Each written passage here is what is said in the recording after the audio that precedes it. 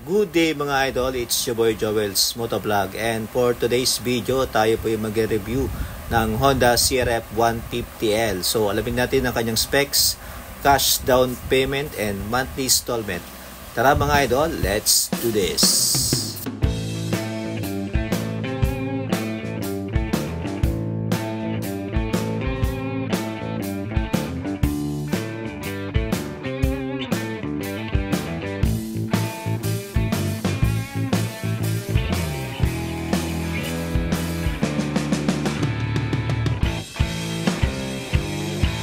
So start tayo sa kanyang front face mga idol. Ayan, napakaangas ng datingan. At kanyang headlight cowl na glossy black at may nakalagay na Honda. At kanyang headlight na compact na bulb type. Turning signal light ay bulb type 10. At may magandang fender sa harapan na glossy black. At kanyang suspension na inverted na glossy gold. At meron siyang cover sa kanyang suspension. Ayan mga idol. Sa gulong naman, ito po ay tube type, wire spoke, at naka-wavy po ang kanyang disc brake, naka 2-piston caliper. At ang size ng kanyang gulong is 70 by 100, size 21. At ang kanyang busina nasa ilalim. Ayan. At sa side pairings naman, ayan. So bago lang po sa aking paningin. So may siya nakalagay na CRF na color white at CRF na big letters na combination ng black saka lining na red. At may siya mga stripes sa gilid mga idol. Sa gilid naman may nakalagay na 150L. Ayan, sa kanyang isang pairings na matte black na parang siyang scale ng snake.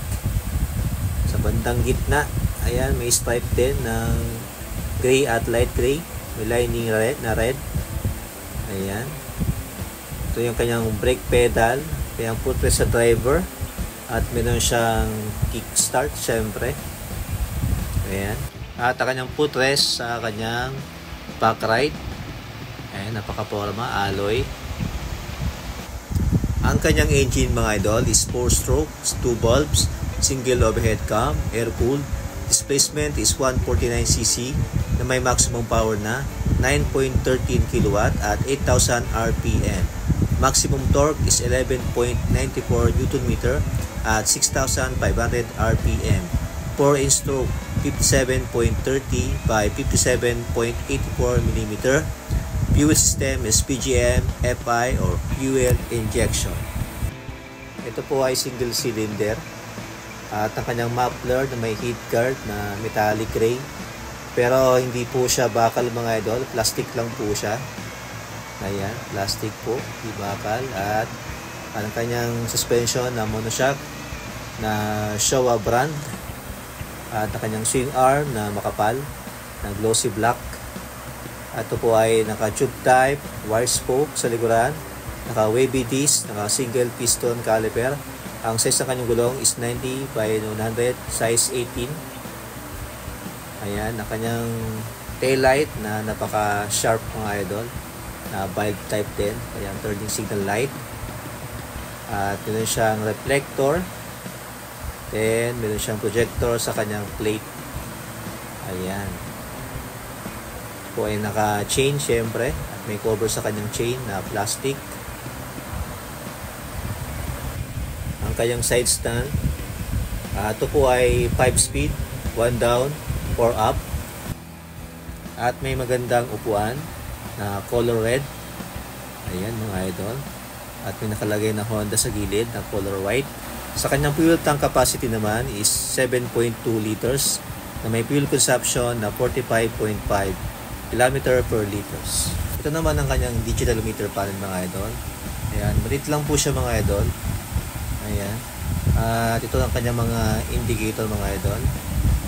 May headlight, turning, saka neutral. At sa tabi niya, ang kanyang ignition. Sa bandang gitna ay ang emblem ng Honda. Ang kanyang handlebar na metallic black. Ayan.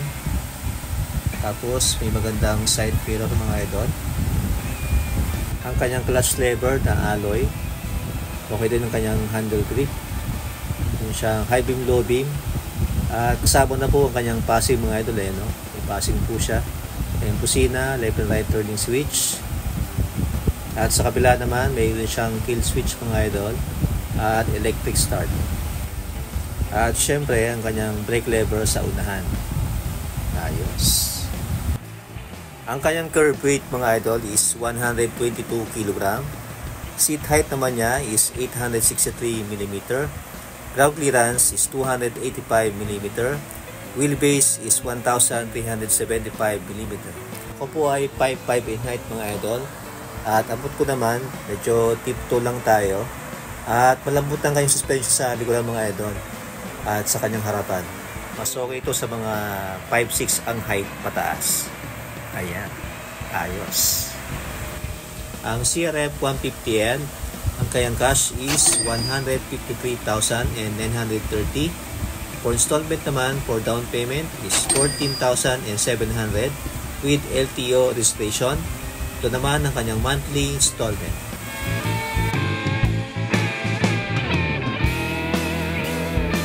Meron po itong 3 color variants. Ang una ito pong black, extreme red, at ang new color na rose white. Sa mga gusto mag-purchase o mag-apply ng motor, punta lang po dito sa may Honda Flagship Gensan, corner Eusebio Bulaong Avenue, National Highway. Harap lang po siya ng ginagawang underpass ng Gensan. At kaharap po niya ang Mitsubishi Motors. And that's it mga koy. Salamat po sa panonood. Si Boy Joel Motovlog. Peace and love. Goodbye.